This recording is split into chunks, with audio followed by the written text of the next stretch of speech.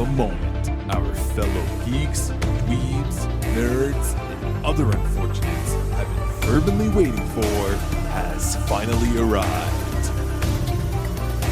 It's time for TMI, Confessionals of the Nerd Kind. And now, your hosts, Jeff Nerf Herder Chandler, Jim Kaiju Baker, and Christina Yojimbo Henry. You can continue.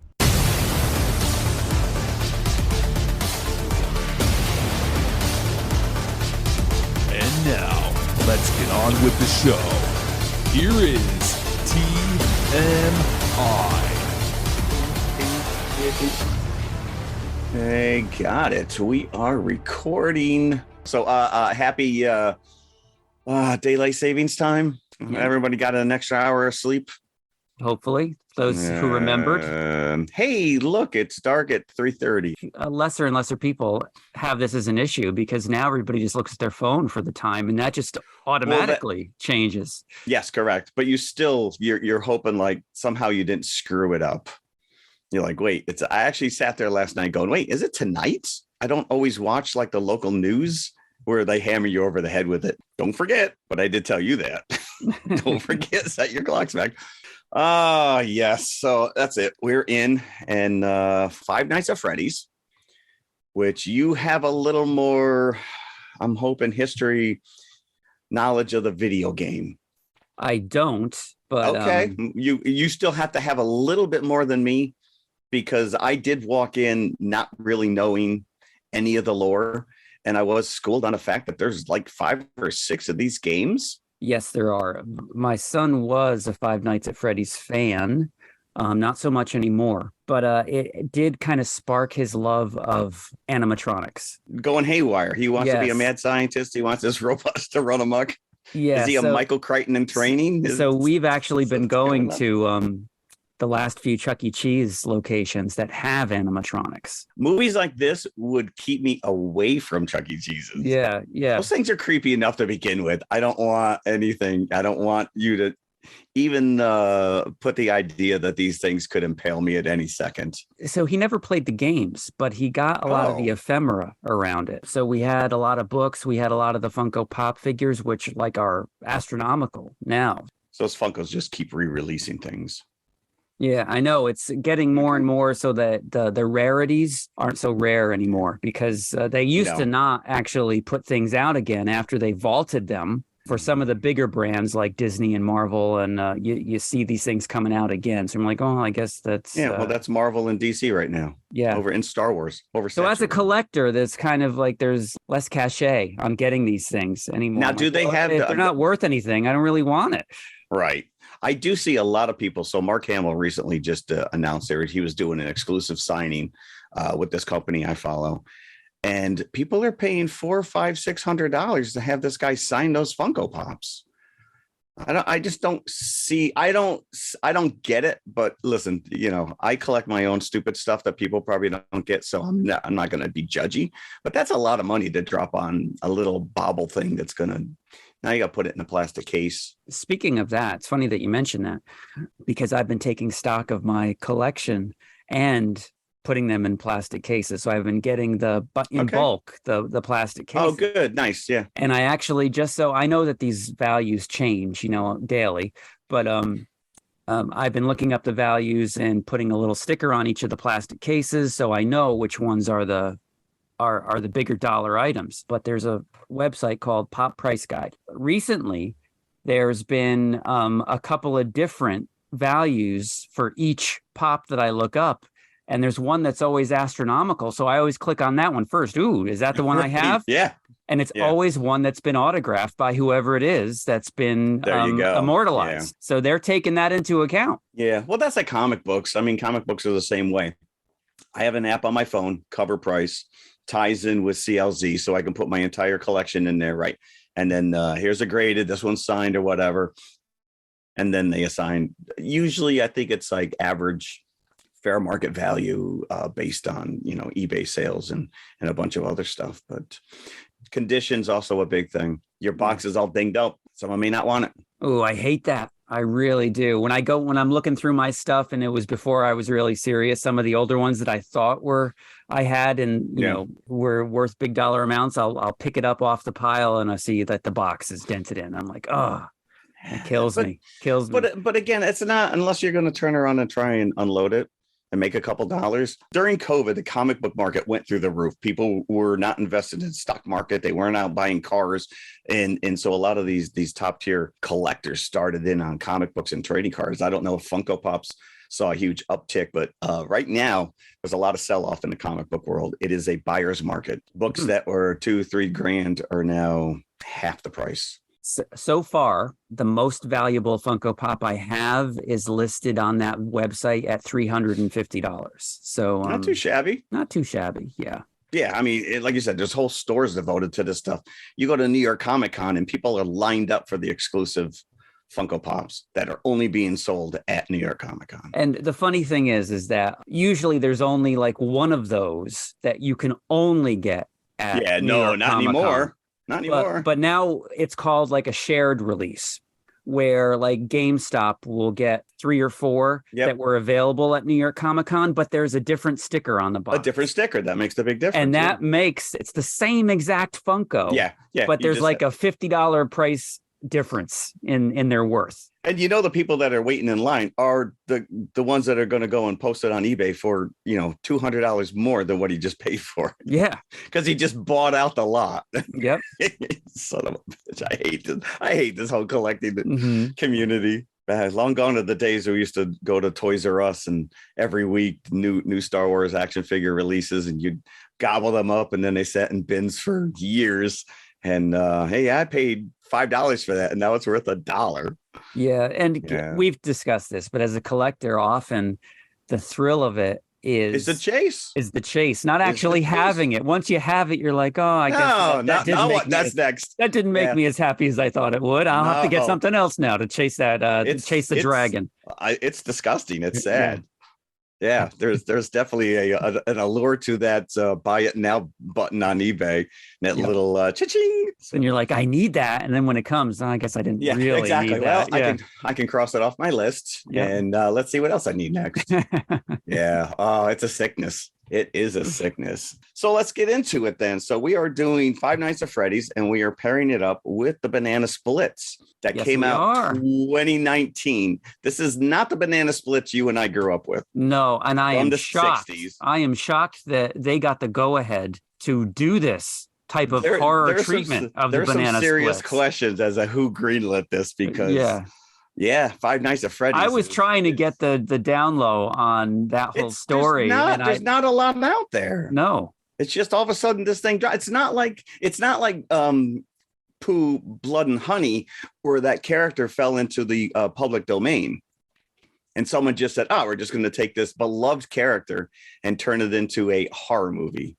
No, they had to get the rights because they think they sing the theme song from the show in the movie. Yeah, and they are. I mean, I guess if you went back and compared the costumes to the original show, there probably are changes, but it's those characters, their names. We mentioned this last time, but if you're thinking, why didn't you cover Willy's Wonderland? Because that's been getting a lot of press now that this Five Nights at Freddy's movie. Like, I think I saw one thing. Well, here's a Five Nights at Freddy's movie, but a good one. And then the article was about Willy's Wonderland. Like, that's exactly why we didn't do it, because we knew that movie it's a little too spot on. Yeah. So, and we've done plenty of Nicolas Cage, and like, we didn't want to go the obvious route that, they're going to do another Nicolas Cage movie. I'm like, no, let's do something different. Yeah, that's right. Plus, we don't have his number one cheerleader with us today. So, speaking of which, let's get into some news, because pay attention to this show for any length of time. Our third co-host, Christina Henry, is absent. She is out on tour. I think she's finally recovered from her Germany excursion, and she will be doing a couple dates coming in here in November. So I wanted to give her a shout out and list out these dates. If anybody's out there listening and wants to go meet and greet, get your book signed, ask her some questions, why she leaves her books open-ended at the end and doesn't tell me exactly what happened. I would love to know. No, she knows I'm busting her chops. Chicago, November 14th. November 15th, she'll be in Austin, Texas. November 17th, Seattle, Washington. November 18th, San Diego. And then November 29th, Kenosha, Wisconsin. And I think the best way to do this is just go to her ChristinaHenry.net page that has pre-sales for her new book, Good Girls Don't Die, as well as links, I think, to all of these kind of tour dates and tickets. Hopefully we'll see her before the end of the year. I don't know. Yeah. Secondly, we spoke about this last show where we were talking about the idea that Best Buy was doing away with physical media. And yet Netflix was announcing these brick and mortar stores, but we didn't necessarily know what was going to be contained within these stores. So right. I did a little bit more literally research. Hours after we recorded, we found out what was going to be contained in these stores. Well, if only. And so it's old news for anybody that's listening. This is the problem when we go bi-weekly. Not everything is pressingly up to the minute. But it looks like so these are going to be dubbed Netflix House. And there's 2 of them right now that are set to open in 2025, although I couldn't find locations. So I don't know if these are going to just be like pop-up locations. I mean, they're brick and mortar, so I guess they're going to be permanent. I don't know. But it looks like they're going to be selling merchandise, themed food, and they're going to offer immersive experiences based on Netflix shows. Ooh, I wonder if you participate in the Squid Games. There is a Squid Game interactive obstacle course. I don't think anybody gets killed, but that would be bad for business. So it looks like the venues will have rotating installations where fans can attend ticketed shows inspired by popular series. Food and drinks at the in-house restaurant will range from casual diner-style offerings to more high-end dining. And then there's a couple of these ideas. There's like pop-up restaurants based on Netflix food shows. I guess there was this in the past. They've done this, the Queen's Ball, which was a Bridgerton experience that traveled a couple cities from London all the way to Los Angeles. And there was a show. There was an interactive show in the city, New York City, recently for Stranger Things. I'm assuming that was something that they cooked up. It doesn't necessarily sound like a media play, which I think we were kind of thinking of. Kind of sounds like a glorified merch stand. Yeah, but I mean, apparently they think there's a market for this. We'll see. Blockbuster on Twitter, when Netflix first announced this, basically wrote, "Oh boy, should we tell Netflix how this ends?" Which I thought was kind of funny, but yeah, it does sound like they're leaning into a little more of the merchandising end of it. We need to at least recreate the Academy Award in memoriam here, because we've had quite a few celebrities pass away in the last couple of weeks. Suzanne Summers, we just lost to 76. Burt Young, who we know is Paulie from the Rocky. Okay, the guy was 83. So if you crunch the numbers, Rocky came out in 76. So this guy was in his 30s. He was 30. I never would have thought that. He was in his 30s when he played that character. That just boggles my mind. Yeah. I'm like, this guy's over the hill now. No, I don't know. So that was pretty bizarre. I did find when I was looking that up that Roger Ebert, in his original Rocky review, wrote, "Burt Young is effective as Rocky's best friend, a beer guzzling mug." And I'm like, is that a positive? I don't know. Richard Roundtree, Shaft, he passed away at 81. Richard Mall, Bull from Night Court. Yep. 80. And then, of course, last week we just lost Matthew Perry at 54, which was a bit of a blow. Even my son was kind of like depressed about that. And finally, my last news item, which I think is really cool, is that a long lost prop from the original 1977 Star Wars film sold at auction for a record-breaking $3.135 million. So apparently this is a Hero X-Wing used in the end Death Star trench scene created by ILM, and it's been missing for years. And Oscar-nominated model maker Greg Gine died in May, and while going through his stuff, they found it in a box. Wow. So it's intact, and it's not one of the ones they tried to blow up. It's actually a fully intact X-wing, and they used it for multiple ships. So I think what that means is that they just repurposed it. So it was not only Red Leader, Red 2, but also Red 5, which is Luke Skywalker's ship. So they probably just changed the markings a little bit on it, maybe added some battle damage. $3.135 million for a model glued together by a bunch of hippies 50 years ago. I wonder how fragile these things are. Like, if you ever watch any of that behind the scenes stuff, I mean, they have to be able to hold together, they were attached to the camera and they're twisting around. But again, this thing's only maybe 2.5, 3 foot long.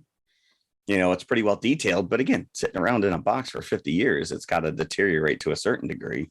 Right. Yeah. And hopefully it's, in the best surroundings that it could be, rather than, in somebody's attic where it's subject. Oh, sure. This is literally Indiana Jones screaming, this thing belongs in a museum. Yeah. Go back 25, 30 years ago, Air and Space Museum in the Smithsonian hosted a huge Star Wars behind the scenes, and they had the model of the Millennium Falcon. All of this stuff was on display, costumes.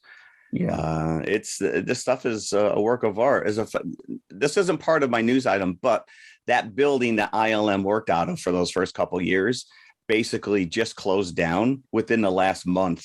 And they brought a lot of these key guys, Dennis Murin and Edlund, and a bunch of these other, big names, John Dykstra. And they all showed up for basically the building going bye-bye, and they're auctioning off all the stuff that's in there. Things that have just been sitting there for 50 years. Yeah. Here we are talking about $300-$400 Funkos. Yeah. I hope his insurance is going to cover this $3.135 million. Honey, I feel embarrassed when I have to tell my wife I accidentally spent $400 on a comic book. I've always been a collector, as you have, I'm sure. And I kind of really started to get into it in my 20s. And I remember going to KB Toys or Toys R Us and going right to the stuff that was on clearance for lots of it was movie toys where the movie wasn't playing anymore. Right. Right. Yeah. So I'd buy all this stuff, anything I could find on clearance, and I'd put it away. It's in storage or in an attic or something. And not too long ago, I've been going through and seeing what I had. And there was a few boxes that I've moved from attic to attic to attic. And unfortunately, like I was talking about, putting these things in the right condition, in a temperature regulated environment, because I know where you're going with because this. I'm taking out like an X-Men figure. The plastic bubble has just come right off because of the heat. Yeah. Not that it's melted, but it's just it's extreme. Yes, it's extreme weather conditions. If it's up in the attic or in your basement, it gets damp in the summer or dry, and then it gets wet. Yeah. My buddy just the other day, he's like, "Oh, I've got all these comics in a bin," and I'm like, "All right, we need to go through them. Get them out of your basement. We need to look at them. We got to save these things. We can't be no plastic toy left behind." So that's all the news I have, unless you have anything else that you come across. I do not. I do not. All right, then let's move on. All right, 5 nights. I didn't count. Did he actually stay there 5 nights? It didn't even register. Okay, no, 5 nights. Right, no, correct. I don't know. I'd have to look at it again, which I don't really want to do. Right. Now, I saw this in the theater, but I'm assuming you watched it on Peacock. I watched it on Peacock just a couple of nights ago. I think we may have had 2 completely different experiences. Yeah, well, my son went to go see it with his friends. Oh, he did? Theater. Oh, good. Yes. I didn't go with him. Thankfully, one of the other parents took the whole group of kids. And so you implying you didn't want to watch it again after you saw it on Peacock? It's not like Godzilla -1, where even if it was on Peacock, I'd want to see it in the theater. In the theater, yeah. With the knowledge that it was on Peacock for me, that, I wouldn't have to pay anything extra for it. I really would be gritting my teeth about plunking down the yet again the $50 for all 3 of us just for the movie tickets to get into That is true. So yeah, I was happy to watch it on Peacock. Okay, fair enough. So let's talk about your experience then. Were there a lot of kids in the theater? There were a lot of kids, and I think this is the target market. Like you said, your son is what age now? 13. Most of the kids that I had in my theater were they're boys, all boys, 10 to 12, dragging along a parent who clearly did not want to be there. This is the target market for this movie. This 10 to 12-year-olds, and they were buzzing the entire movie. Oh, there he is. You see his shadow. Like you could just hear them whispering the entire movie. So they were into it. And so I was into it. You know, I had watched the Banana Splits beforehand, and we will get into that movie. But that is horrific. This is all implied violence in this movie. There's really nothing. There's a couple jump scares, which I guess are keeping with the video game, right? You told me before you're walking around in the dark with just a flashlight. And it's a point of view. So you're looking at the point of view from these, and a lot of it is taken from these security cameras. Okay. Five Nights at Freddy's, obviously based on Chuck E. Cheese, and unfortunately, that was the big selling point back in the 70s when these things first opened, was the animatronics, right? Sure, just like your Disney World or Magic Kingdom. Yeah, let's go to the Hall of Presidents. But as time has wore on, these have been kind of relegated to the sidelines as, there's more emphasis on the video games, even the pizza at Chuck E. Cheese. So hence, the Chuck E. Cheese brand has been phasing out the animatronics over the past couple of years. It's the end of an era, right? It is the end of an era. Like, why would you go? I think that they've maybe realized that they've made an error, because I've been seeing some news items where Chuck E. Cheese. We need to bring it back.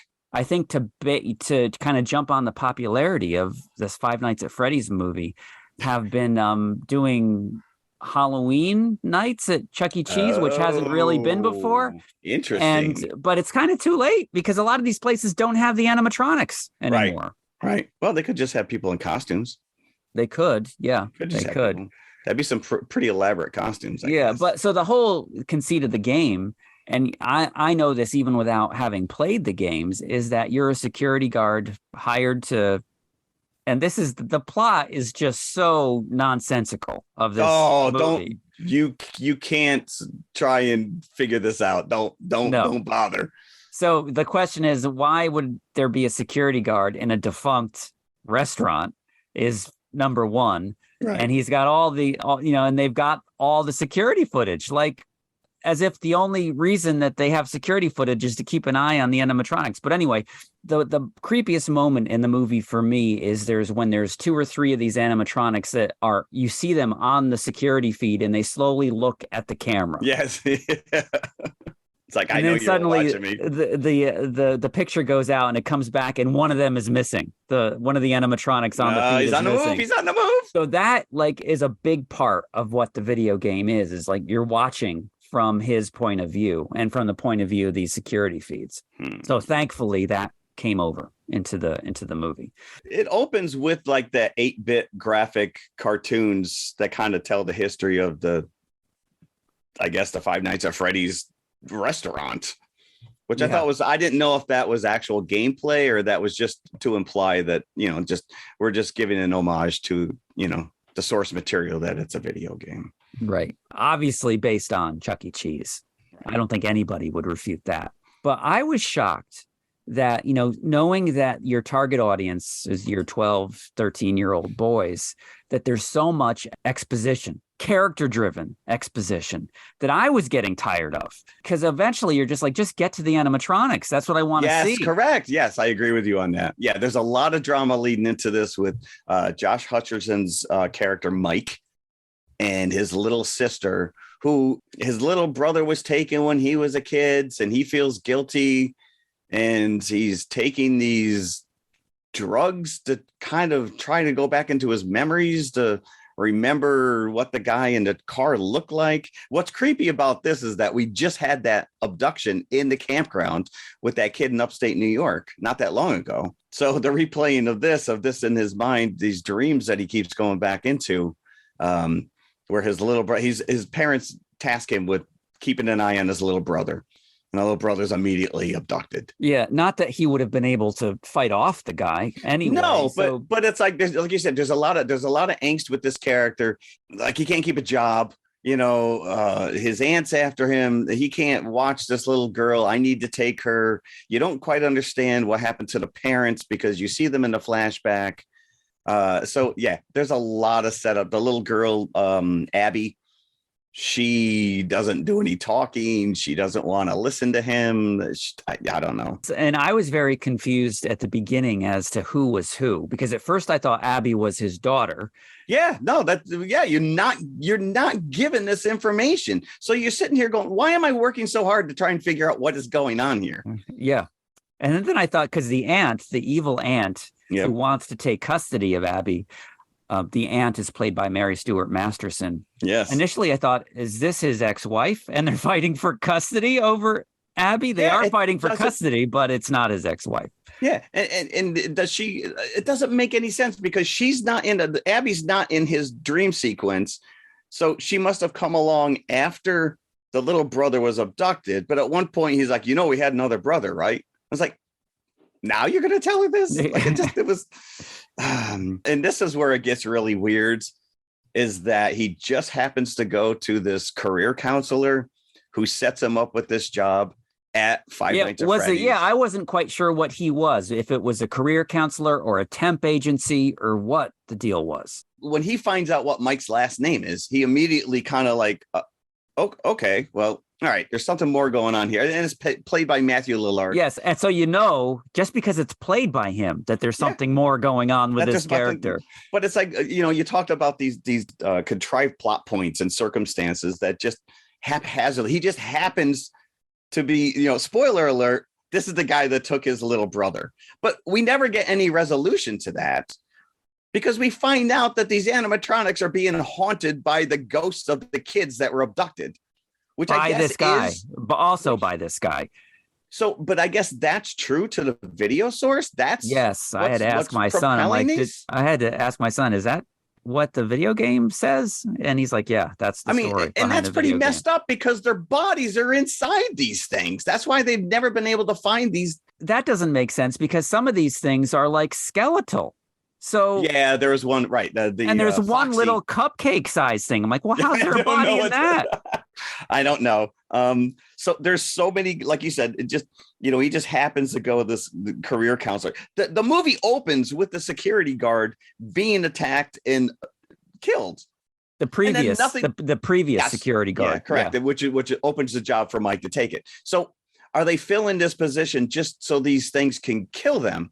But it didn't make any sense because the kids were, well, Mike never did anything to you, so we're not going to kill you. It's like, well, I don't think that security guard did anything, and yet you killed him. And even though it's not graphic, the suggestion is pretty horrifying because what they do to the security guard is they have some kind of, the inner side of the Freddy face mask is like just a whirring of blades, gears and blades. And so they connect this thing to his face and just cut up his face. You don't see it, but you just see it coming towards him. And that's how he's killed. But you would think that, all right, maybe he's now one of these things. No, later in the movie, you just find this pile of dead bodies. This is one of those places where it's much bigger on the inside than it is on the outside. So is it at the TARDIS? Yeah. I'm like, is this like Madison Square Garden? Like how many rooms does this place have? There's a lot of room. And like you said, this thing's been abandoned for quite some time. So all the menu boards are still up. All the chairs are still stacked. And the police officer, Vanessa, like at one point, like she comes in to check on him. And then she's like, oh, have you met them yet? And I'm like, oh, she knows about these things. So at first she says that she has the Freddy's restaurant on her beat because she loved it as a little girl. But then another spoiler alert. So hopefully you've stopped listening by now if you haven't seen this and you plan on it. Yeah. She is the daughter of the killer. So she's kind of been protecting him all this time. Good job as a cop, by the way. Yeah, I have a note. The worst cop ever. Yes. Yeah. Well, the whole subplot of the aunt trying to get custody of Abby is really nothing more than setting up the bunch of goons, I actually refer to them as Jeff Galooly in group, to go in there and to ransack this place so that he would lose his job. And it's just fodder for them to get killed by these robots. Just adds to the body count. But I'm like, how would he lose his job if he wasn't there at the time when they break in? Because they told him numerous times that there's break-ins. People like to come into this place. Yeah. Okay. All right. Don't fall asleep. That was the one thing. You got night shift, and yet you just, all right, I'm just going to take a nap and put my earbuds in. Yeah. It's like, although that turned out to be a plot point, because when he fell asleep, he would see the kids that were supposedly so they were inside the animatronics. They were talking to him. Then lean into that. Yeah. Make one of those kids his brother. Like, there's no resolution to this fact that his little brother was abducted and basically ruined this kid's life. Mom died, dad left, or vice versa. I don't even remember now. And also, I didn't get who owned Freddy's restaurant. Was it the killer that owned the restaurant? Did he run it? And then suddenly now he's working for a temp agency? Because when Mike gets the job, tells him that, the owner of the restaurant is an eccentric. He doesn't want to let it go. So all the stuff still works. It's people break in all the time. And that's why we need security guards. So who's the owner? Is it him, the counselor? Right. And if so, what's the point of the security guard other than to somehow find out that these things are killing people? It doesn't make any sense. None of this made any sense. Because we find out that William Afton dresses up as the character of I think it's Springtrap. I think that's what they call it. The yellow bunny. The yellow bunny. So who controls the kids by fear, and so he does. The animatronics do. You're whatever. Already dead. Why are you afraid? What are you afraid of? The animatronics do whatever he tells them to do. So he dresses up as the bunny and he hangs out, I guess, in the restaurant. So again, this begs the question: why are you having a security guard that would mess up your plans of I don't know, world domination? What do you? I don't know. What's your ultimate point here? These things are not leaving the building, so your world domination's out the window. Yeah. So none of it makes any sense whatsoever. None of it. Like I said, the kids in my theater were eating it up. So I was kind of feeding off their energy a little bit. It's not scary. Like I said, it's all pretty much implied. The babysitter gets it. She gets chopped in half. But again, it's all in silhouette. You don't really see. There's maybe a bloody handprint. And that's about the extent of it. Yeah, the chopping in half was, I think, the big moment. Yeah. Like I said, the implied idea that this, animatronic face mask, this big giant mascot head, is coming at him with these blades. And at one point, Mike is tied up and it's coming at him as well. Like I said, at one point toward the end, they just find a pile of dead bodies. No one ever reports it. Yeah, I know. What happened? At the end of the movie, there's nothing. The house is still sitting there. The building's still sitting there. You assume that the police officer, the daughter, knows about these dead bodies, yet she doesn't do anything about it. No one's missing a babysitter who's pretty much living at your house, watching your little sister. None of it makes sense. The big, the reveal moment when you find out that Matthew Lillard is the yellow rabbit. It's not a reveal though, because he's the only other character introduced in this movie. But I will say that before he takes off the mask, he does scream. He does the Stu Macher a knife wipe. Yes, even I caught that. You guys have taught me that, and I'm like, oh yeah, which is funny. But that's the only other character introduced in this movie. It's not a shock. So I don't know. I'm sitting in this and I'm like, what my biggest fear is? Like, I'm sitting in this and these kids are like jumping, they're in. And I'm like, my biggest fear is sitting through 20 minutes of previews and ads just to realize I'm in the wrong theater. So, yeah, if I was sitting home, I probably would just I easily have gotten distracted. I probably would be on my phone. I probably would be half paying attention to this. But sitting in the theater, I was mildly amused. It's Goosebumps style horror. Yeah. It's like I said, it's 10-year-olds. It's for 10-year-olds. Mm-hmm. And, it kind of went in directions I wasn't ready for, but that's not necessarily a bad thing. But none of this plot devices, nothing adds up. it was a novelty to see these things in action on the big screen. Like when now I'm so familiar with these characters, Freddy and Right. Bonnie and Chica, to see them singing, talking in your sleep. Talking romantics, talking in your sleep. So when they first turn on the power in Freddy's, when Mike has his first night on the job, or the police officer comes for the first night, she goes, I want to show you the dining room. And she turns on the power and the curtain opens and they're all doing what they did back in the day. Yeah. It's a great little scene. And that is probably one of the creepier moments, because these things inherently are, these lifeless animatronics are creepy. And that's probably why the whole thing started. Yeah. Jim Henson Creature Shop created them, by the way. So you could tell some of the shots were CGI, first of all, especially that cupcake thing. The cupcake thing, like you said, it's the size of a bread box. It's how's a little kid's body in there. I didn't think of that, but yeah, you're right. The other ones, because at one point, the cop, she actually stops Mike from touching the inside of one of the robots, and she's like, "Oh, watch out! There's like a rib cage crushing mechanism." So that's coming into play, and that's clearly what they end up doing to Matthew Lillard's character. After Banana Splits, I watched Banana Splits before this as well. Yeah. I liked it a bit better than Banana Splits. Okay. Because there seemed to be more production quality to it.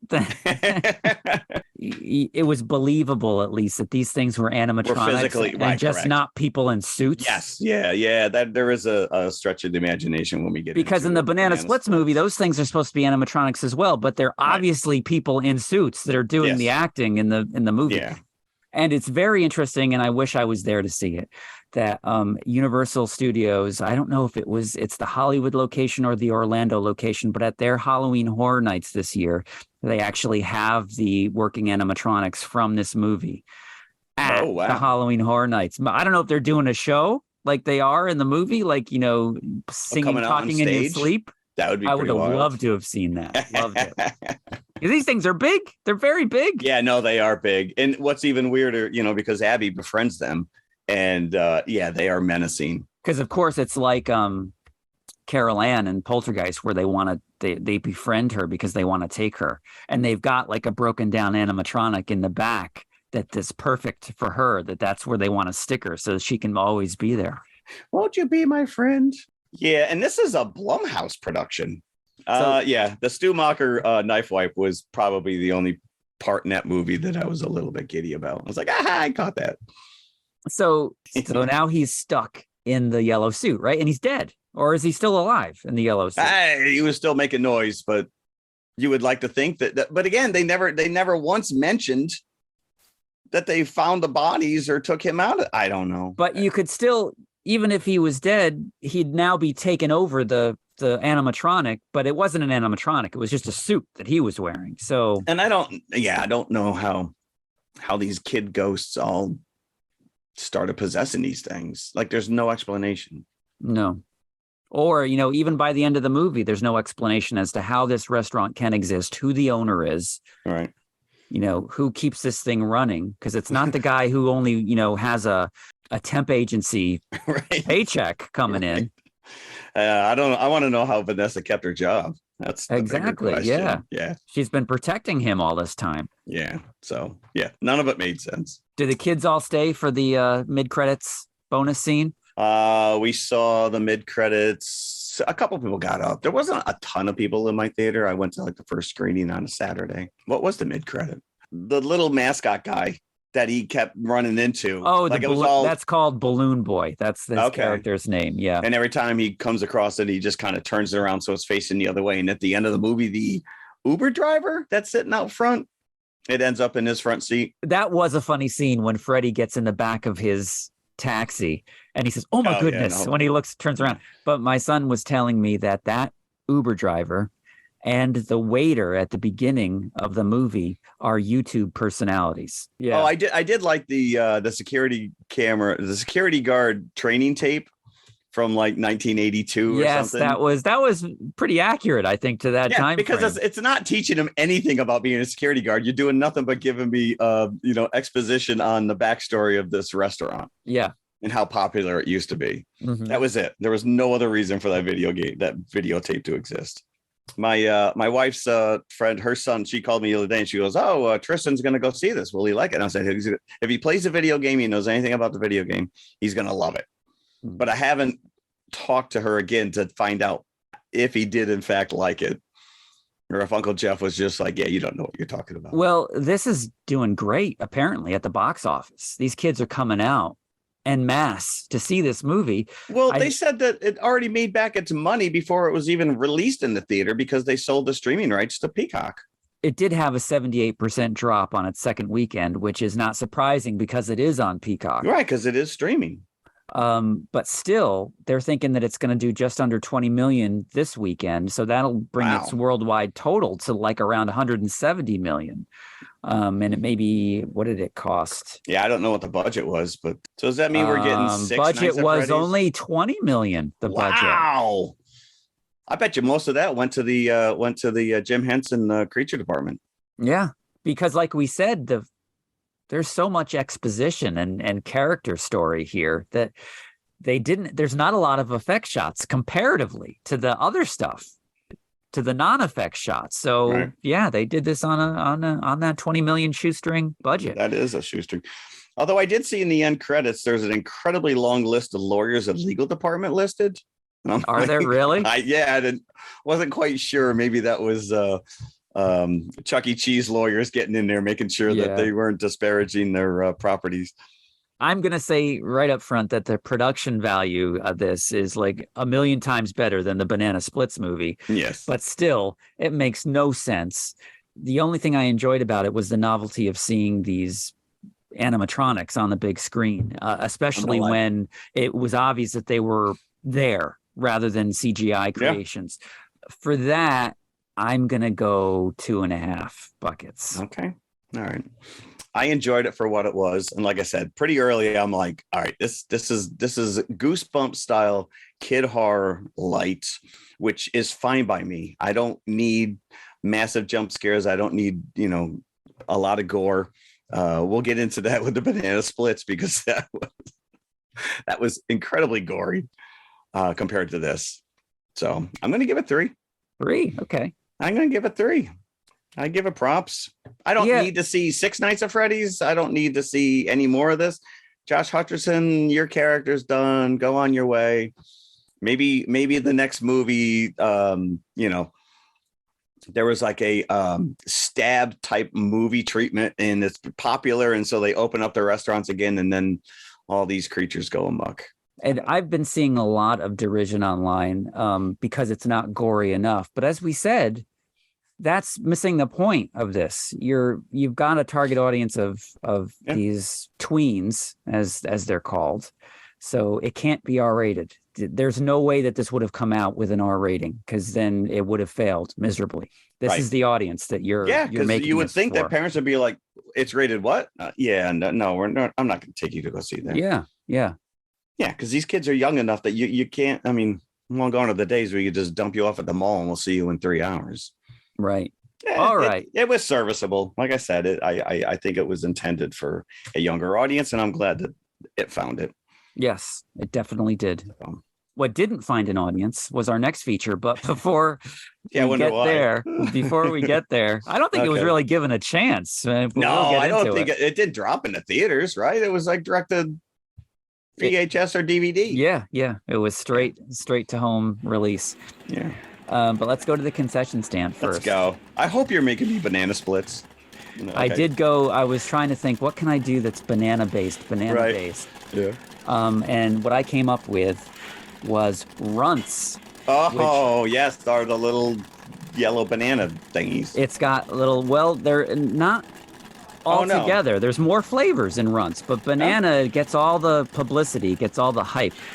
Okay, so Runts is a product of the Willy Wonka Candy Company. Oh, he's working overtime there. This is a Wonka of invention.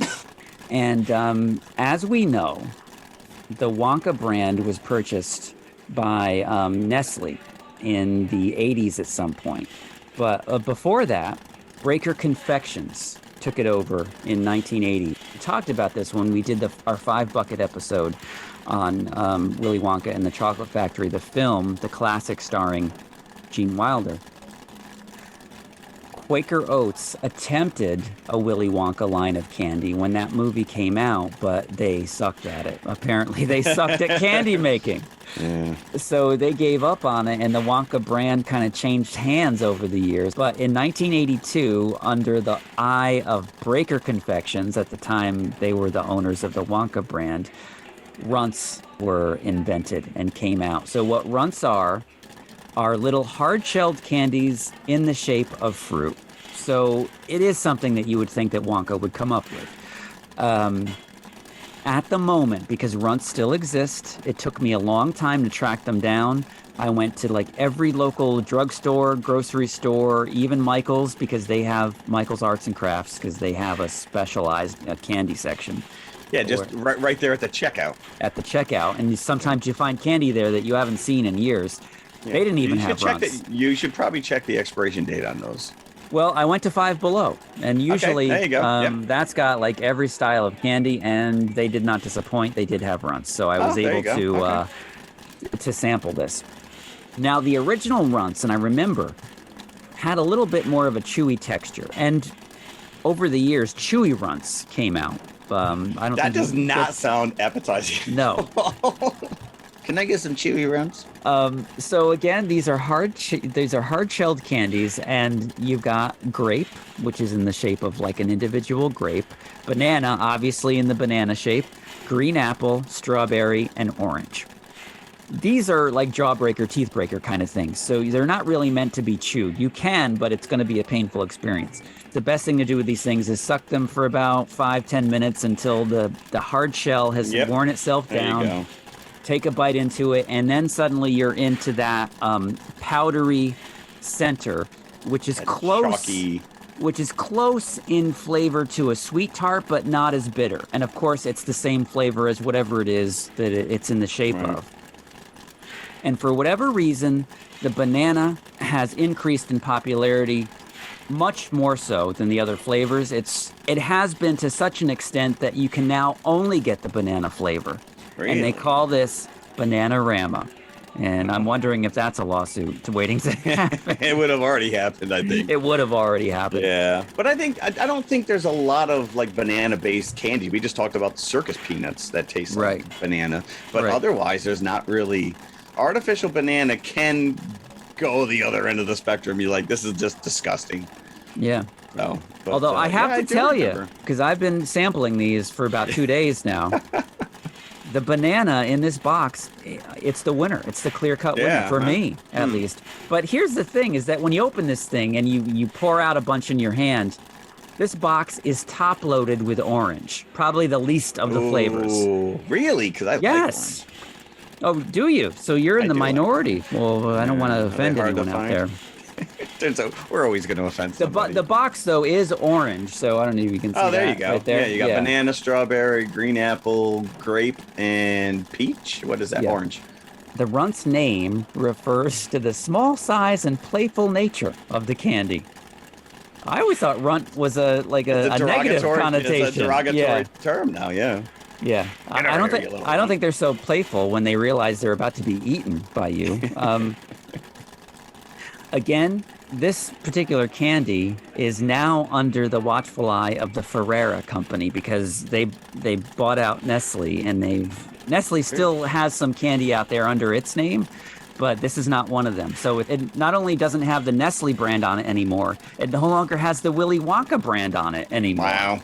You know, the old style boxes. Those are vintage with the Wonka logo on it? The old style boxes had Wonka up in the corner. Correct. Does not have that anymore. Huh. The original line, when it first was introduced in 1982, had cherry and lime in it instead of apple and grape is what you get now. Green apple and lime. I like lime. I'm a lime fan. I agree with you there. Originally, the centers, the powdery centers, were the same color as the outside candy shell. No more. They're now just kind of like a generic white powder like chalk in the middle. Yeah. Right. In the 90s, cherry and lime were mixed out with watermelon and blue raspberry. I think I'd like that. Anything blue that you can eat, I am down with. We already talked about that with blueberries. Yeah. And here's the kicker with Runts is that for the longest time, and you can still see this in some grocery stores, this particular candy, for some reason, I think maybe because of the hard shell, because they're hardy, you can't really damage them, are in grocery store vending machines. You know, the kind that you put a quarter in, you turn the knob. Oh, they even still exist? Yeah. I can't tell you the last time I saw one of those. I think they removed all the ones in my grocery store. Really? I haven't seen that. Spree was a big one in the grocery store. You're right, though, because it was hard shelled. It was hard shelled, so it probably had a shelf life that it could sit in there. Yeah. I always wanted the one with the little ball that had a sticker or something in it. I want a prize. With the little prizes. Candy. Yeah. Really, you were getting ripped with those because sometimes you would have to put in 50 cents just for a handful. Just to get a handful. But now you can get a whole box for $1.50. So the box is the way to go. Even if but there's still something, to put that quarter in and to turn that dial I remember my grandfather taking us to like bars and they had them filled with cashews.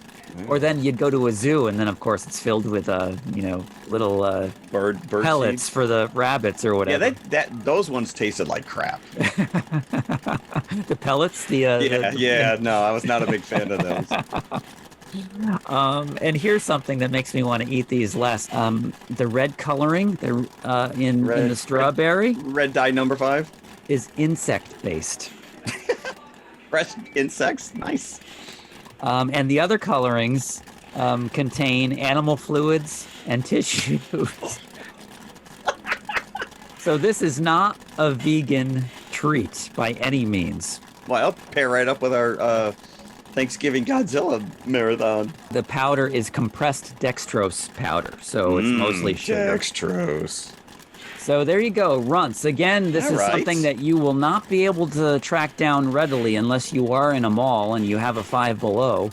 Then you'll be able to see it. I've never really looked for these at the movie theater, so I don't know if it's it's normal funny. concession A lot treat. of times I'll always scan. I don't buy candy, but I'll scan the little aisle, the little shelf, the top shelf candies. Swedish Fish are up there. Yeah, well, Swedish Fish, you can eat them easily. These you can't. Like I said before, it's not like you're putting a mouthful. No, but you're right in the sense that, you pop one in your mouth and you just kind of like savor it until the shell is gone. Yeah, and then you can bite down on it. So I think a box lasts you for quite a long time. All right, so you're close to bananas. Yep, right. So here you go. Have some.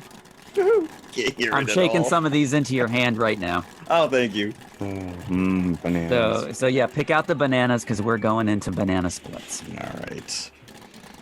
All right. So what is your experience with the Banana Splits TV show?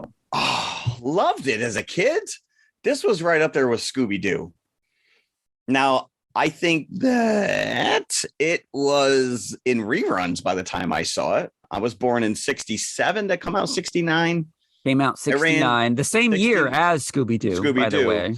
Yeah, so by the time I was old enough to probably process what I was watching on TV, I was probably 3, 4. But I do remember having very fond memories of the Banana Splits. And I do remember my parents taking me to Eldridge Park in Elmira, New York, to an outdoor live Banana Splits show. Really? And I have done numerous research on this. I cannot find anything. I can't find anything about them touring with these costumes. If it was a local troupe that just put it on, I remember sitting out in the yard. It was, lawn, like a picnic lawn. I remember being very far away from the stage and wanting to get closer. And I'm going to put it 1970 to 73 in that window. But I could find nothing. I can't find. I've talked to my parents about this. There's no way I fabricated this memory. Do they not remember either? My father does. My mother, not so much. But I have very, very vivid memories of this. So yeah, I'm guessing 70 to 73. But I mean, they had probably puzzles. They had comic books. Oh yeah, I'm sure. The suits were designed by Sid and Marty Krofft, even though this was not their production company. It was Hanna-Barbera. Right. Yeah, that's I always kind of associated it with those HR Puff and stuff and some of it because they are people in costumes, and they're larger than life characters. I've obviously seen the show, but because I'm a couple of youngers, a couple of years younger than you, I don't have a huge memory of it from my childhood, just a peripheral. So I never knew the characters' names or anything else. I just knew it was a band, people dressed up in costumes. I thought you were a little more on top of it because I do remember living at a trailer with my mother and my stepfather at one point, and the neighbor had a 6-wheeled dune buggy just like the Banana Splits had. Okay. And so it didn't work. It just kind of sat in the yard, like, white trash up on blocks or whatever. But I just, the closing credits of those shows were always those characters in that 6-wheeled dune buggy driving around an amusement park. Yeah. And I found out years later it was King's Landing or some Six Flags somewhere. Yeah. Because there was a show, there was a movie. They did a Banana Splits in Hocus Pocus Park in 1972. So I would always confuse them as a kid with that other show, Lancelot Link, but that was actually real. Oh, that was a real chimp. Yeah, those are chimps. But you'd think, obviously the Banana Splits, it was easily confused in my head, There you go. Yeah, bananas, chimps, same. Yeah. But the song, and these are the characters. Like I said, I don't think that they, those costumes are long gone, my guess. But they're physical appropriations enough that these characters. You got Fleagle, Bingo, Drooper, and Snorky, and Steve, which yeah, I think that was a new addition. Component. I don't know if Steve was part of the original show. Steve was never part of it. But this is the weird thing about this, which is our main character, this kid Harley. It's his birthday, and he's obsessed with this show. In the world of the movie, the show still exists. Right. Have they been around since the time you and I were kids, kind of a thing? Because it does seem like they're on their last legs and no one really thinks they're cool anymore. But this kid, Harley, they're the bee's knees. Yeah. Except for Stevie, because even Harley is like, nobody likes Stevie. Yeah, Stevie. But we're introduced to his family. This dad, at first I thought the dad was like a stepdad, and then you find out it's his biological father, and I'm like, now I hate you even more, and I hope that you're the first to die. Mm-hmm. You want to talk about bad production and acting. I don't know what the budget for this was, but it all went into eviscerated guts and severed limbs. Yeah, there's one scene at the beginning. I think it's over the breakfast table or whatever. One of the characters says, not many kids his age still like that show. And then the father's like, that's because it's stupid. Right. Yeah, no, the dad's a jerk. And then he takes credit for the tickets. Mom bought the tickets to the live taping. And he's like, oh, look what I got. Mm-hmm. It's like, oh, you're the best, Dad. Yeah. But they can't find anybody to go with him. And then there's one point where so he has no friends, and then at one point the father says, "You're too old to call me daddy." Yeah, well, that's what I said. That's why I thought that maybe this guy was like his stepdad or something. And we get to introduce to the older brother, Austin. But yeah, they bought an extra ticket, but he doesn't seem to have any friends. And they invite this girl Zoe, who doesn't want to go. And who's not really friends with him either. She's like, that kid, that's the weird kid. I don't want to go. She actually said he's so weird. He believes in fairies and thinks he can talk to animals. And I'm like, now I want to be Harley's friends all the more. Yeah, I don't want to be friends with any of these people. Harley's the only one who's kind of got some kind of a childlike innocence to him that I hope Snorky does the Snorky shuffle. And I'm like, I don't think he did it. I don't think he did the shuffle at all. I don't even know what the Snorky shuffle is. Right. So they go to the Taft Studios. I guess that's that's not even an homage to like Hanna-Barbera or anything. But I think I did read somewhere that Taft Studios is the name of the place that they filmed. Really? Okay. Yeah. All right. So there's a little bit there. So there's an Easter egg there. Okay. But then we get the security guard, which is like every horror movie old man trope. Yeah, where he's just like, be careful in there. Don't watch what you're doing. Yeah, he's just a grumpy old man. So the show starts, and it's obviously people in costumes dancing around. Yeah, but because you see the mask like moving back and forth. Oh yeah, there's no way robots are moving like this. But then you're told that they're robots, that they're animatronics. Yeah. But this is where we're introduced to Page, and this couple who are Instagram influencers, Thad and Poppy. Every one of these characters that is introduced, you cannot wait for them to be killed. That's the reason for their existence. It is like watching Willy Wonka. Like, you want these kids to be disciplined for their bad behavior. Well, it's actually more you want the parents, the adults, to be disciplined for their bad behavior. Yes, correct. Like I said, yeah. Well, Harley and Zoe are like the only two real kids that you see. And then you have that one beauty pageant dad who's there with his hoping to get his daughter to be a model or something, or an actress. Yeah, again, that's just weird. And at one point, Harley's so like stricken. The characters are driving by in that buggy, and he runs right out into the road. He almost gets hit. And Dad actually says, because the mom's like, "Are you paying attention? Harley almost got hit by that banana buggy." He goes, "What an amazing way to die." And I'm like, "Oh, we know how Mitch is getting taken out." and they do not disappoint. Mitch gets taken out by Snorky in the damn banana buggy. But even Steve is a jerk. He's like a drunk backstage. Oh, he's a moron. He is just a piece of, yeah. Then we find out that the execs are shutting it down. This is it. This is their last show. So the owner of the studio like has an office in the backstage area of the Banana Split show that he hates so much. Like, this is where he hangs out. Yeah, I hate this so much. I'm getting rid of it just so I can get a new office. So apparently this taping that they go to is going to be the last ever Banana Split show because it's been canceled by the studio exec who is there on site. So the whole conceit is that the animatronics hear this and that's why they go crazy. Yeah, it's not really explained. Carl is kind of like the keeper of the robotics maintenance. He's a maintenance department, basically. And he loves them. They're like his kids. Yeah, well. So you're never really sure if he's the one that's controlling them to kill everybody or they're doing it by themselves. Yeah, he goes, I think it's Droopy goes in for an upgrade or whatever, and all of a sudden his eyes turn red and that's it. Game on. Yep. Mm-hmm. Yeah, I guess they find that they do overhear that the show's getting canceled because that's what they want to do is they want to kidnap the kids to keep watching the show over and over again. And we'll just kill off all the parents. A handful of these kids are picked to go backstage after the show has been taped and finished. So not Harley. Most of the kids and their parents are ushered, out of the building, or so you think. And then the rest of them, and I think it's Harley's brother that sweet talks the page in order to get Harley. Yeah, he was hitting on her right from the beginning. Meanwhile, it's the kid's birthday. You wouldn't think that this is the kid you want. So this is the Wonka aspect. These kids now get to go on the tour backstage with their horrible parents. And chaos ensues. So is it Steve the Skeeve that gets the first kill? Steve gets a lot. So Steve, who doesn't even know the show's canceled yet, is piss ass drunk 2 minutes after the show ends. Actually, no, he goes back out on stage, right? Like he literally had like one beer and he's drunk.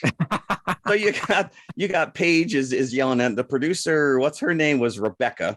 This is where Droopy comes in and basically shoves a giant lollipop down his gullet. Yeah. And this is what I like about this. I will tell you, I rented this from the library. Yeah. And the minute I got it in my hands, I had to pop it in. And it did not disappoint in the sense that it was just as horrible as I expected it. It was bad. It was anybody bad. Who cared about these characters, you don't want to see them running around killing people. Like you said, we're like, who greenlit this? Who thought that this was a good idea? In obviously, because Five Nights at Freddy's has been out for quite some time, the game. What property do we have that we can kind of capitalize on this? Yeah, exactly. They licensed it from Hanna-Barbera. There you go. But again, Hanna-Barbera is like, yeah, that's cool. Yeah. While you're at it, let's turn Scooby-Doo into a werewolf and he can eat people as well. Like it's, and it is gory. But the one thing I like is the fact that they leaned into the goofiness of these characters running around with oversized props. So again, he's getting the lollipop jammed down his throat. There's the oversized hammer comes at, the magic saw the man in half trick. So these are all stupid things they probably did on the Banana Splits that we watched as kids, goofy things that just the wheel, putting them on the wheel of consequences, but he gets his body ripped apart instead of. Oh, that's landing terrible. on And the. these kills they don't shirk away from the They gore. are horrific. It is gory. I could not believe how gory this got. The online influencer, Chad, he gets cut in half. He's in the magic box Yeah. because him and his girlfriend, they sneak into the. Is it Chad or Thad? It was Mr. Thadtastic, I think, was his online Thad. It doesn't matter. Poppy, she was the other one. They're just because when they first go into the taping, they're all told you got to hand over your phones. But of course, these idiots are Instagram influencers, and they got 218 followers, and they think that, just like you were talking before about these YouTubers that are now showing up in movies and have a following. Yeah, this is the world we now live in. Yep. So these idiots sneak their phones in. I don't know. Mitch gave over his phone, but somehow magically got it back.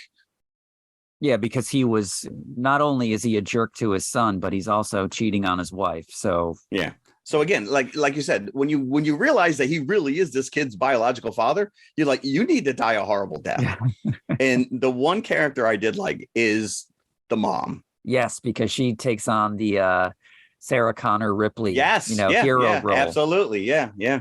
She reminded me a lot of Carla Gugino, the mom from Spy Kids. I don't know if I pronounced her name right, but you're right. Jonathan is the overbearing stage dad with his daughter Parker, and every chance they get, he's trying to put her in front of the execs. Do your stuff, honey. Just do your song and dance. We need to just get a YouTube page like all these other idiots. Yeah, I know. And he gets his face burned. So for a good portion of the movie, he's still alive, but with the skin like peeling from his face. Yeah. And at one point, they the splits make him go through like the Double Dare type obstacle course. He falls face first, without skin into like the raspberry jam, and you see him screaming from. Yeah. And the one girl who makes it through, she's the stage director. She was the producer, yeah. The producer. Rebecca, yep. She makes it through the obstacle course because she gets shoved with Jonathan. So he doesn't make it, but she does. And she just gets blasted in the head with a hammer. Her eye is hanging out like Glenn from the Walking Dead. That's right.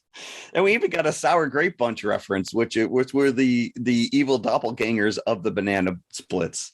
Mm-hmm. And I think they were just the same costumes in different colors.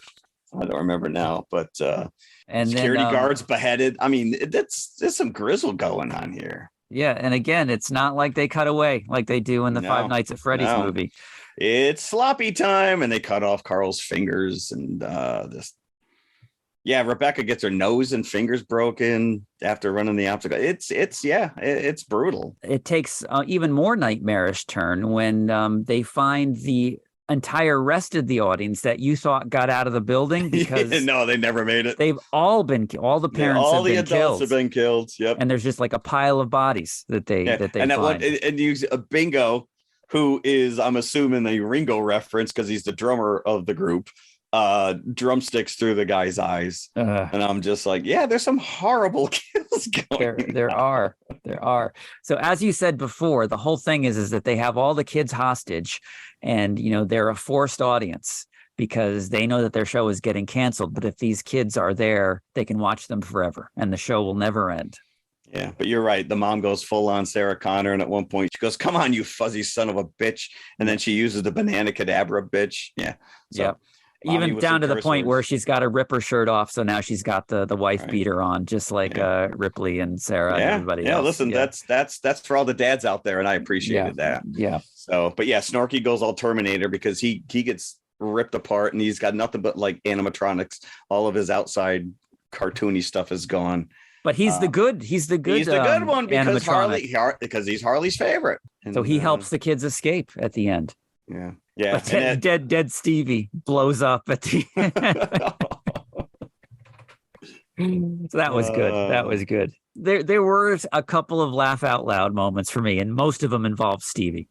Yes. Yeah, you wanted to see this guy get taken down. So, and at the end, this kid Harley, he has like these butterfly wings that he puts on, and I'm like, let your freak flag fly, buddy. Like this kid is just like, that was fun. That's cool. My dad's dead. Everyone else has been horrifically maimed, but and the animatronics get pretty mangled at the end as well. Which one is the lion? What's his name? That is Droopy. Droopy gets shot in the mouth, right, by Mom. Yeah. Flegel gets stabbed in the head. Yep.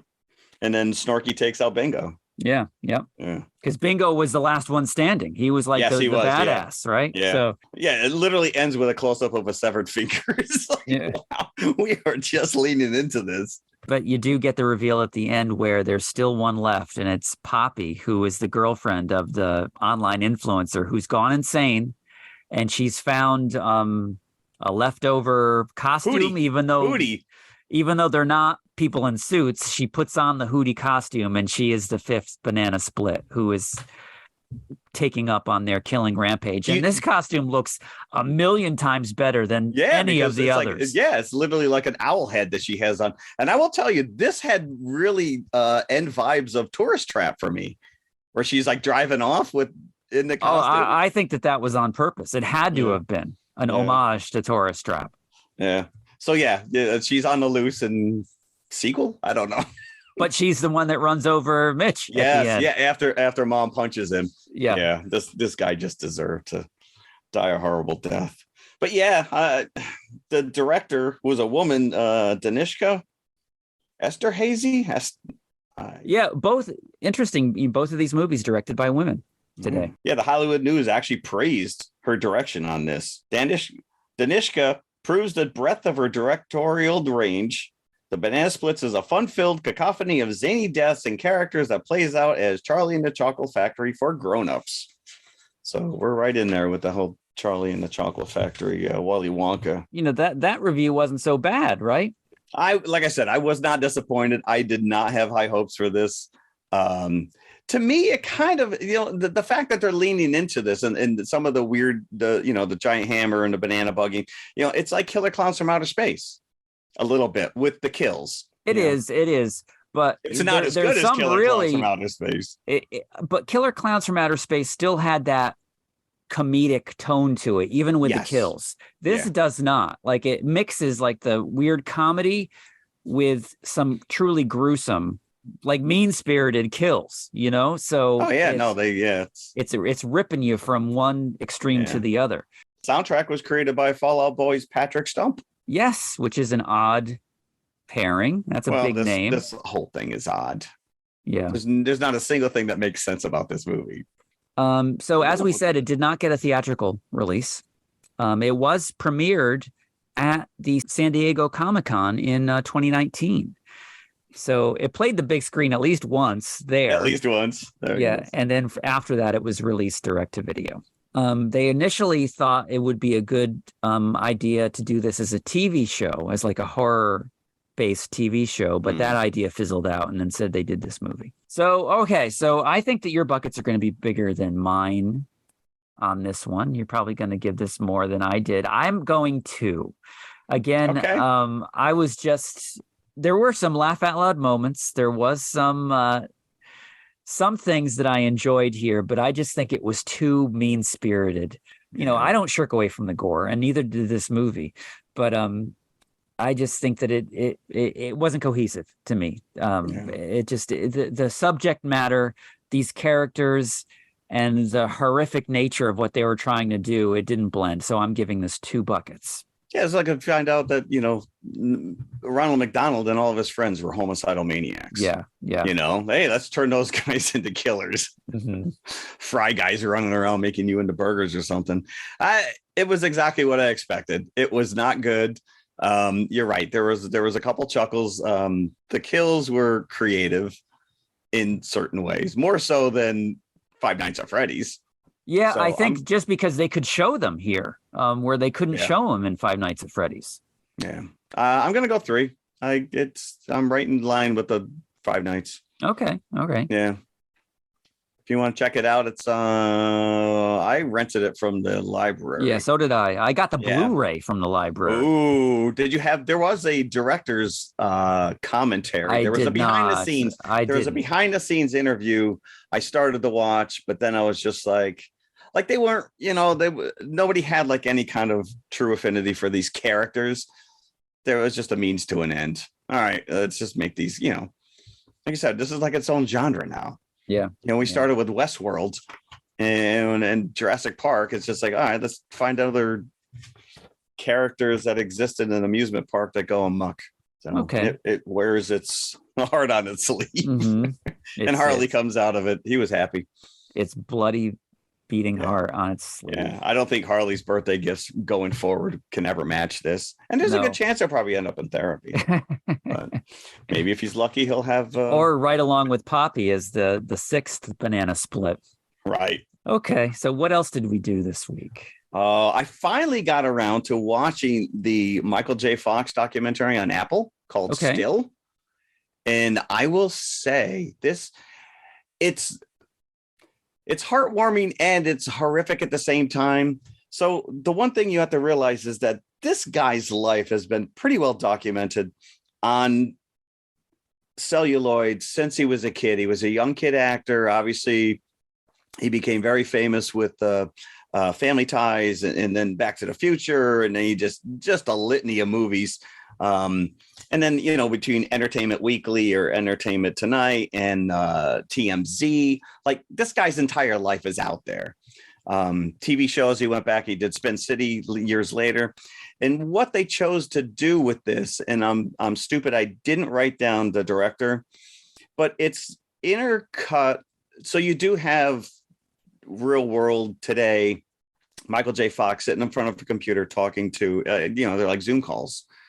Talking to this director, but a lot of his stuff, the history is played out using footage from TV shows that he did over the years, and it's really clever. My wife says that he ushered in the whole age of the blazer jacket with jeans, because it looks like after a while I couldn't even keep up with what movie it was that they were pulling these clips from, and there's a fair amount of these movies where Michael J. Fox is just running.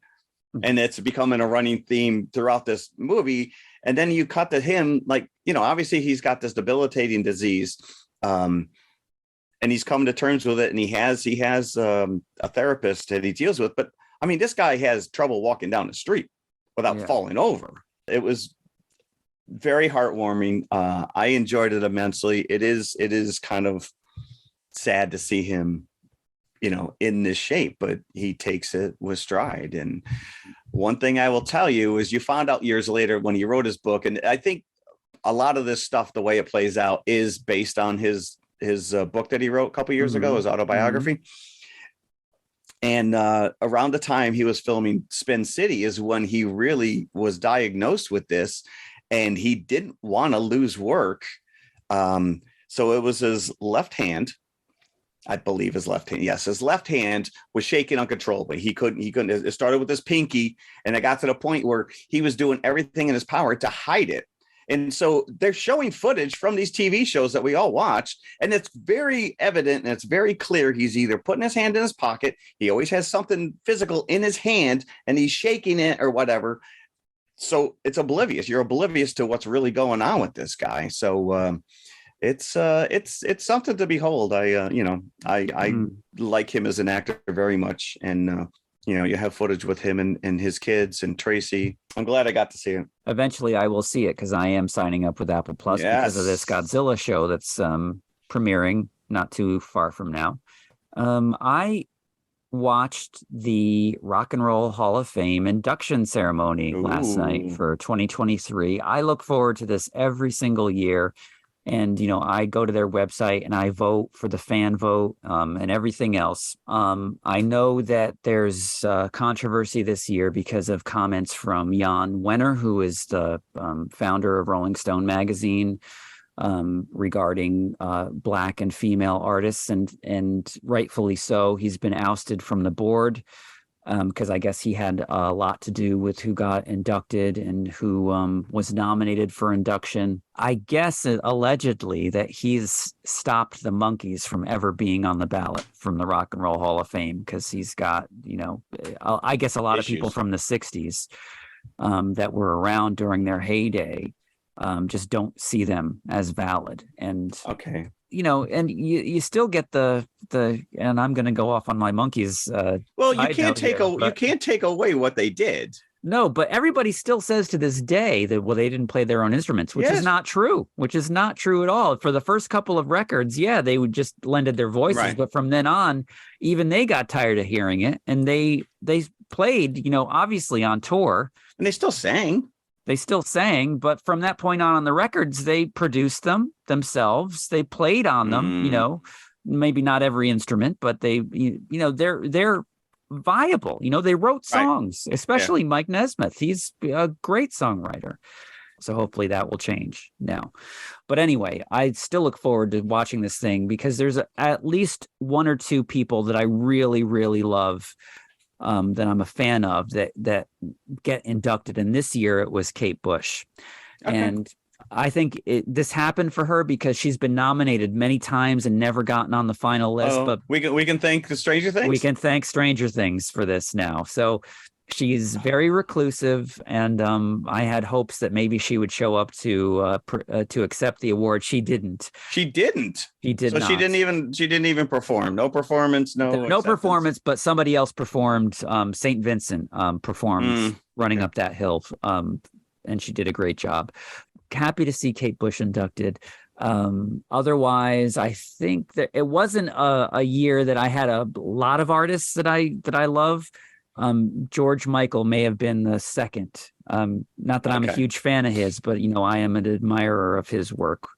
You can't. Is it true that Willie Nelson just got in? Yes, which is unbelievable. How is that? Okay. And Dolly Parton just got in last year. That's true. Is it because they were country that even though they were huge crossovers in the 80s? Maybe it's like, you got... and he wrote songs. He wrote songs that definitely trans. But yet, one of the other inductees was Rage Against the Machine. And so how many years does Willie Nelson have on Rage Against the Machine? Right. Which was interesting because Tom Morello, who's the guitarist for Rage Against the Machine, was the only one that showed up. And he said that, like any other band, we have many different differing opinions on things, including being inducted into this Hall of Fame. They're poo-pooing it? Apparently, yeah. Apparently the other three did not want to show fine, up. I'll go. Yeah, but who else was in? Missy Elliott was inducted, and a few others. But yeah, Kate Bush was the big one for me. Not to change subjects too much, but we're talking about this kind of like celebrity night induction. My buddy's going to the New York Library on Monday to this gala celebration honoring Steven Spielberg. It is a black tie affair, and that was supposed to be his date, but his wife wanted to go. So hopefully he'll send pictures. Hopefully, yes. I gotta live vicarously through. I don't care if you just to be in the same room with the man. I could have been there. Yeah, I probably would have gotten kicked out. I love you. I'll be like that kid from Dawson's Creek. He would have been like, I don't know if you remember the John Voight episode of Seinfeld. Kramer approached him and John Voight bit his arm. So you'd have Spielberg's teeth marks on him. Oh, yeah, I could do that. Yeah. Get a mold immediately. So okay, cool. So what are we doing next week? Are we going back to the Marvel Universe, MCU? We are. Are they finally releasing another movie? Beleaguered MCU lately. It's getting, there's a lot of, I don't know, body talk, I guess, about what's really happening here. And of course, we got some issues with Jonathan Majors that may or may not change the direction some of these shows take. I don't know. This is already not sitting well with some people. And I guess they've gone back and tinkered with it, which is fine anyways. That's not what Marvel does. We'll fix it in post. So it's unfortunate because at that point it's like, all right, well, as a director, what am I really bringing to this table if you're just going to tweak it after the fact? Well, the Jonathan Majors issue is only a small portion of what they've been criticized over. Mainly it's the superhero fatigue that we've talked about before. Well, they also been treating their TV shows like movies. They've never had a showrunner. They just film all this stuff in a void, and then like, all right, we'll fix what's not working later. It's like that's not how you make a TV show. But and obviously their movies are still making money, but just not the amounts that. Yeah, I was gonna say, well, that build up to Endgame you can't replicate it as much as they try. And I really do hate this as well, is that they're saying already this movie is not even out yet, The Marvels, and they're already projecting that it's not going to open well. Yeah. Like, don't destroy its chances before the thing is even come out. So they're saying it sucks. I'm not going to go see it. Right. Yeah. No, they're kiboshing it. So we are going to watch The Marvels. I might have to go back and watch Ms. Marvel. I plan on doing that. Yes. Kamala. Oh no! So you're talking about the show. I'm talking about Captain Marvel. I'm gonna rewatch. Ms. Marvel, the TV show with Kamala. We have three. We have Photon, Rebecca Rambeau.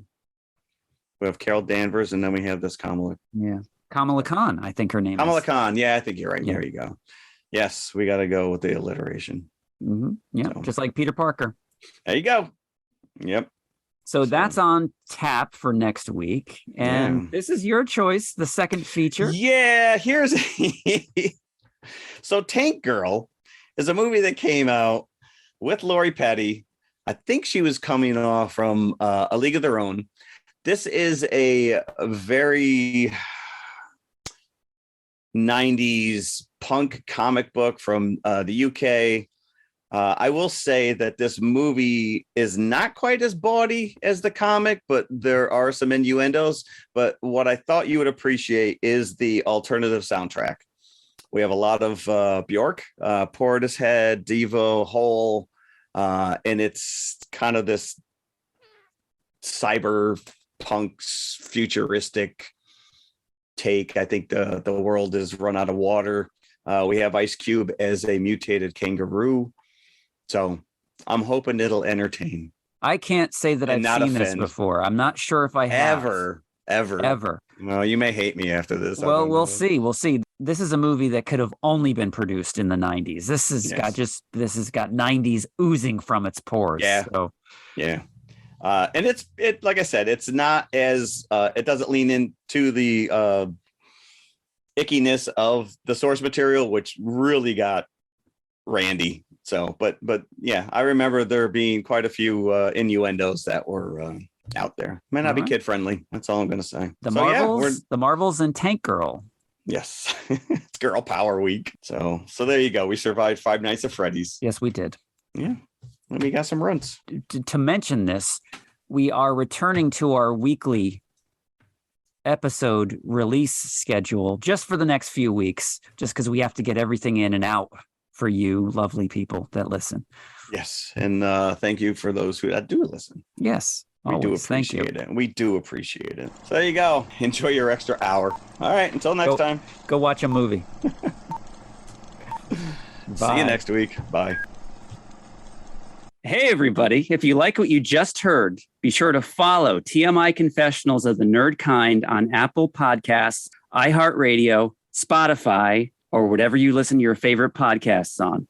Be sure to hit that subscribe button and then share it with your fellow movie nerd friends. It means the world to us and helps our listenership grow.